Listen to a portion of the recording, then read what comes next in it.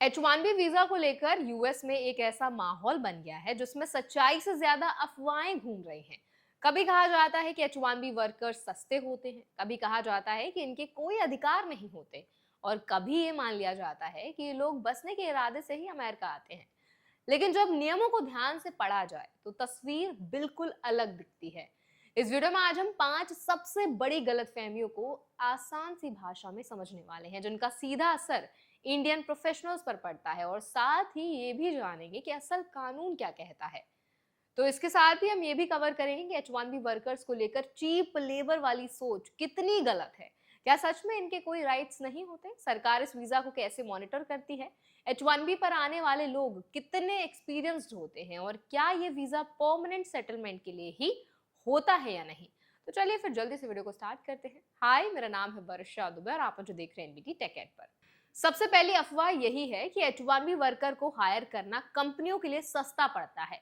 असल नियम इसके उलट है। किसी भी यूएस कंपनी को H1B वर्कर को हायर करने से पहले डिपार्टमेंट ऑफ लेबर से लेबर कंडीशन एप्लीकेशन यानी LCA अप्रूवल लेनी होती है। इस एप्लीकेशन में कंपनी लिखित रूप से अग्री करती है कि वो H1B एम्प्लॉय को उसी जॉब रोल के लिए अमेरिका में चल रही प्रिवेलिंग वेज से कम सैलरी नहीं देगी। इसका मतलब यह है कि कानून पहले से तय करता है कि फॉरेन वर्कर को कम पैसे नहीं दिए जा सकते। अगर कोई कंपनी इस रूल को तोड़ती है और H1B वर्कर को कम सैलरी देती है, तो उस कंपनी पर हैवी फाइन लग सकता है, ऑडिट बैठ सकता है, और यहाँ तक कि फ्यूचर में H1B प्रोग्राम से बाहर भी किया जा सकता है। कई प्रैक्टिकल केसेस में तो प्रिवेलिंग वेज रूल्स की वजह से H1B वर्कर्स को उसी टीम में काम कर रहे अमेरिकन एम्प्लॉय से ज्यादा सैलरी मिलती है। इसीलिए कहना कि H1B हायरिंग चीप होती है लीगली गलत है। दूसरी बड़ी गलतफहमी यह है कि H1B वर्कर्स के कोई अधिकार नहीं होते, जबकि हकीकत यह है कि H1B वर्कर को यूएस के फेडरल लेबर लॉज के तहत पूरी प्रोटेक्शन मिलती है। इसमें minimum wage, overtime rules, working hours, workplace safety और एंटी डिस्क्रिमिनेशन लॉज भी शामिल हैं।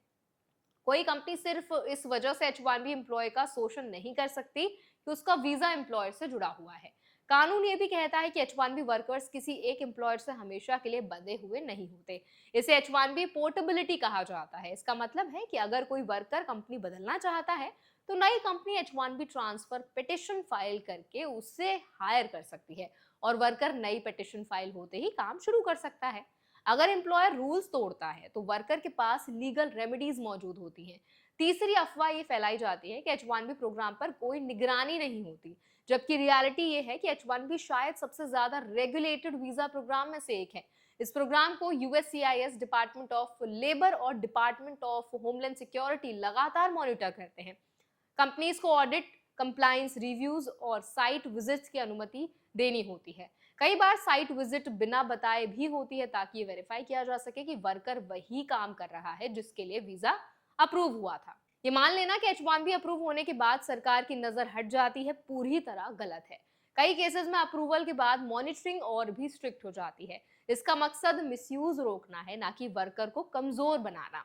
चौथी गलतफहमी यह है कि ज्यादातर H1B वर्कर्स फ्रेश ग्रेजुएट्स होते हैं, जबकि असलियत यह है कि H1B वीजा का इस्तेमाल ज्यादातर एक्सपीरियंस्ड प्रोफेशनल्स के लिए किया जाता है। इसमें senior engineers, data scientist, physicians, researchers, architects और मैनेजर्स शामिल होते हैं, जिनके पास अपनी फील्ड में सालों का एक्सपीरियंस होता है। हाँ, रीसेंट ग्रेजुएट्स भी H1B पा सकते हैं, लेकिन उसके लिए उन्हें यूएस की यूनिवर्सिटी से मास्टर्स डिग्री करनी होती है। इसके बावजूद मेजॉरिटी H1B पिटिशंस ऐसे प्रोफेशनल्स के लिए फाइल की जाती है जिनके पास स्ट्रॉन्ग टेक्निकल और प्रोफेशनल बैकग्राउंड होता है। इसीलिए H1B वर्कफोर्स को इनएक्सपीरियंस्ड बताना फैक्ट्स के खिलाफ है। पांचवी और आखिरी अफवाह यह है कि H1B वर्कर्स अमेरिका में परमानेंटली बसने के इरादे से आते हैं। असल में H1B एक नॉन इमिग्रेंट वीजा है। इसमें डुअल इंटेंट की सुविधा होती है, यानी वर्कर फ्यूचर में परमानेंट रेजिडेंसी अप्लाई कर सकता है, लेकिन वीजा खुद टेम्पररी होता है। H1B आमतौर पर 3 साल के लिए दिया जाता है, और इसे आगे 3 साल के लिए एक्सटेंड किया जा सकता है।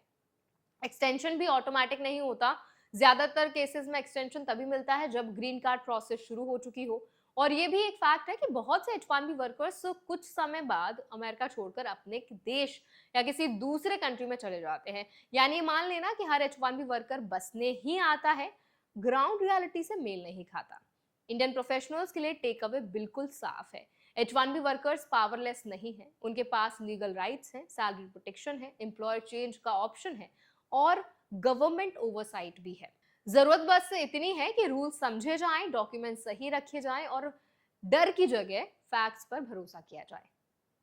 अब आप मेरी बात से कितना सहमत हैं ये हमें जरूर बताएं कमेंट सेक्शन में।